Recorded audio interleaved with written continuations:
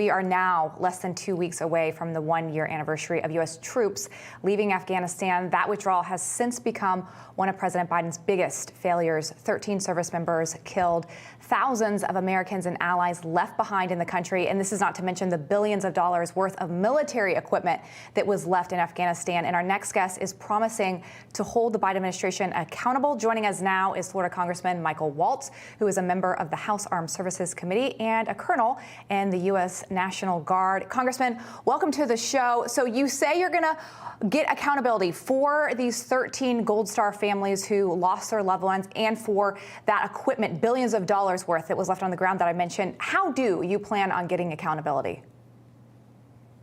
Yeah, well, thanks so much for having me, and greetings from Flagler County. We're about to kick off their Lincoln Day dinner, Flagler County, Florida. And I can tell you every one of these great Americans here are demanding accountability. There's so many questions to be asked.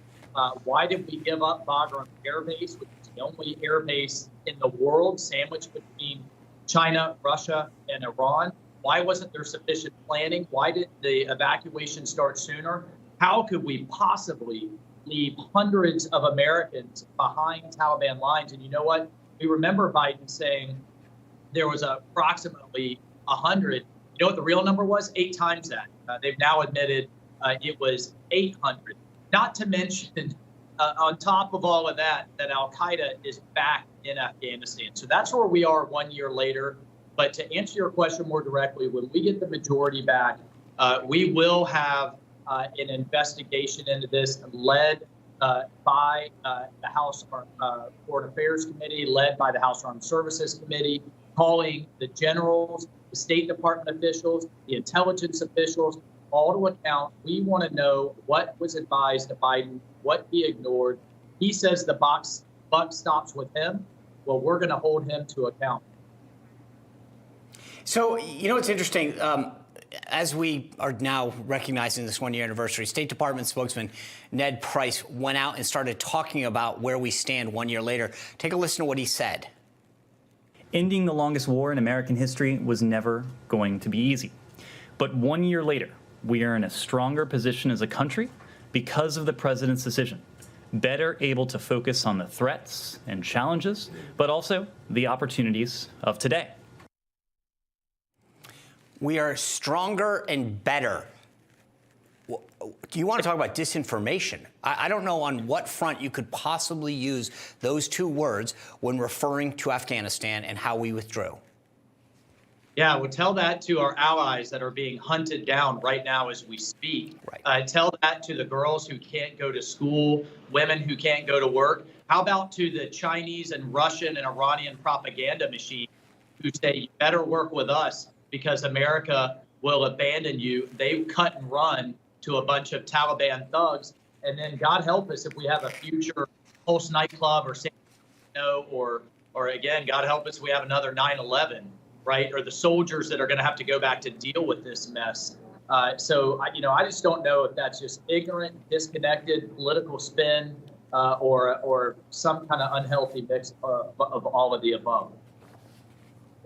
But you talk about this strategically. I mean, this is coming from an administration that claimed they were the experts on foreign policy. I mean, on the campaign trail, Biden was out there time after time saying that he would be the adult in the room when it came to anything pertaining to foreign policy, to building strength with our allies, to being strong against our enemies. I mean, we have seen completely the opposite. I mean, where would you put your level of concern with this administration as it pertains to foreign policy? Well, look, the intelligence community is briefing us in Congress right now that ISIS and al-Qaeda fully intend to hit us again. They're developing the capability. We just saw the leader of al-Qaeda, Zawahiri, who was in absolute hiding, especially after the great Navy SEALs took out bin Laden.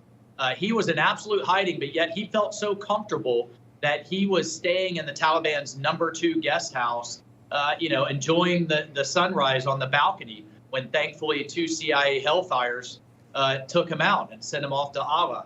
But look, al-Qaeda is back. ISIS is back. They fully intend to hit us again. The intelligence community is saying that. And to your point on Biden and the administration. Look, he ran on two things. He ran on compassion and he ran on competence, the adult in the room. And the American people, saw right through that. This was the most cold-hearted thing I've ever seen, and certainly was the most incompetent.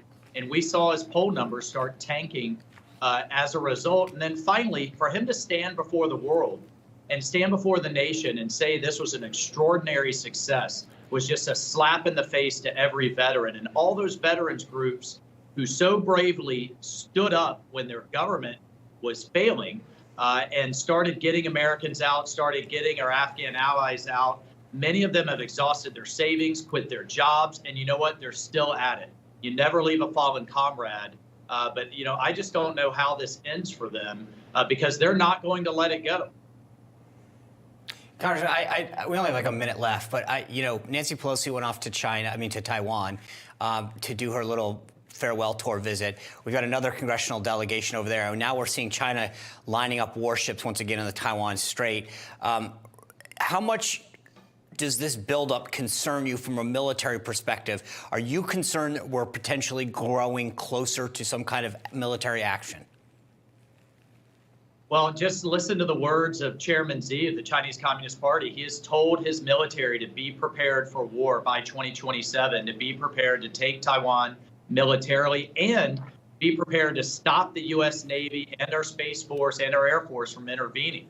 That's just 5 years away. That means the next president could be a wartime president. And God help us, the last thing I want is if it's Joe Biden. So the Chinese are preparing. And the thing that I keep telling everybody is it's our money that's funding their military buildup. And so when you see Made in America, that's not just a jobs issue or a labor or human rights issue. It's now a national security issue. I'm determined to bring our supply chains back home. We've got to be able to, from computer chips to pharmaceuticals to mask gowns and gloves, produce it right here in the USA, and we can't get that leverage to the Chinese Communist Party. Congressman Michael Waltz, thank you for doing that, and thank you for being here with us this evening. All right. Thank you all.